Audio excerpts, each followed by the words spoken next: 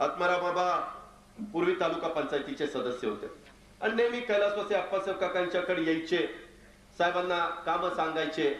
साहेबांच्यावर मनापासून प्रेम करणारी ही सगळी माणसं या परिसरामध्ये भापकरवाडी असेल, खराडवाडी असेल, आपली इकडची सुदामवाडी असेल किंवा चव्हाणवाडी असेल, या सगळ्या भागातली लोक त्या ठिकाणी मनापासून यायची.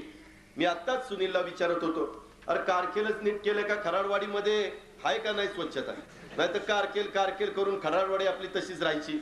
आपल्या गावामध्ये आणि कारकेल मध्ये तर ते अजिबात शक्य नव्हतं. मगाशी खरं तर SB पाटील कसे बोलून गेले, सगळ्यात घाणबिण गाव नव्हतं, पण जरा असं तसं होतं.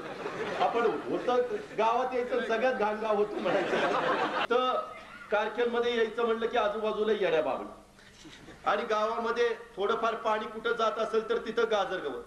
काही ठिकाणी दिवसा देखील जायची भीती वाटेल अशा येड्या बाबळी आपल्या इथं झाल्या होत्या. परंतु आता रात्री अमावस्येच्या दिवशी 12 वाजता रात्री फिरायला देखील कुठली अडचण भासणार नाही, एवढं चांगलं काम या ठिकाणी झालेलं. त्यामध्ये आपण त्याला करावं तेवढं तुमचं कौतुक कमी आहे.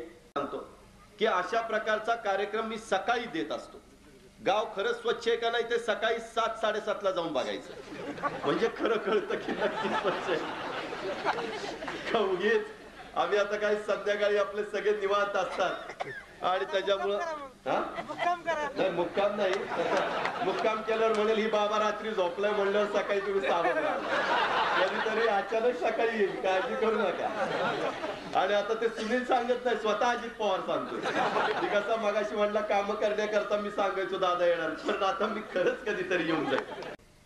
माझी बायको तर कधी कार्यक्रमामध्ये येत नसते, पहिल्यांदाच तुम्हीच बघताय. मी म्हणलं चला कारकेल बघ, म्हणजे माझं घर तरी स्वच्छ राहील.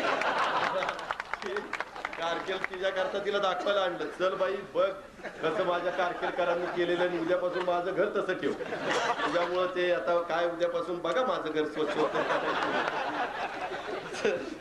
मित्रांनो, अशा पद्धतीनं आपण सगळ्यांनी अतिशय चांगल्या पद्धतीचं काम केलेलं आहे. त्याबद्दल पुन्हा एकदा माझ्या कारकेलकरांना मी मनापासून धन्यवाद देतो, मनापासून आभार मानतो. साहेबांना पण सांगतो, त्या 17 तारखेला आबा केशवराव साहेब मोकळे झाल्यावर सांगतो, साहेब आपल्याला एकदा कारकेलला जायचं. आणि खरंच साहेबांना सर्व या ठिकाणी एक झालेले विविध कार्यकारी सोसायटी. दादा आमच्या सोसायटी तुमच्या विधानावर होतं, सोसायटीची परिस्थिती वाईट होती. अभियान चालू झालं, आम्ही सोसायटी 60% वसूल सोसायटीचा केलाय. त्याच्या मागे पैसे नव्हते, नंतर पैसे कुठून आले? आर्थिक नियोजन करण्याची पद्धत आमच्या गावाला थोडीशी पडली आणि सोसायटीत आम्ही 60% वसूल नेला. सोसायटी आमची थोड्या दिवसात 100% जाईल. वर्गातील गावाला शोधण्यासाठी सोसायटी राहील आणि सोसायटीला शोधण्यासाठी गाव राहील. अशा पद्धतीने आम्ही सर्व कार्यकर्ते त्याचा विचार करत आहोत. एक महिला नागरी पतसंस्था काढली, रोज त्याचं 2000 रुपये कलेक्शन आमच्या गावातून चालू झाले. आम्ही ज्यावेळेस बाहेरच्या पहिले पतसंस्थेचं कर्ज घेत होतो, अजून थोड्या दिवसांनी आमची पतसंस्था सक्षम होईल, आम्ही त्या पतसंस्थेतून कर्ज घेऊ आणि आमच्या लोकांच्या गरजा या ठिकाणी वागतात. असताना मला एक समाधान वाटलं की इथली विकास सोसायटी पण आता सुधारलेली. कारण मी विकास सोसायटीचं तुमचं सगळ्यांचं बँकेमध्ये प्रतिनिधित्व करतो. एवढं सगळं करत असताना मी बघितलं सगळ्यांनी हातभार लावला. मी पण तालुक्याचा आमदार आहे, पवार साहेब आपले नेते आहेत. पवार साहेबांच्या आणि आमच्या वतीनं मी गावाला 1 लाख रुपये त्या ठिकाणी रोख देतो.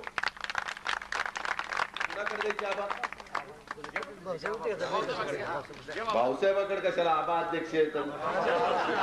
भाऊसाहेबाची बदली झाल्यावर पंचायत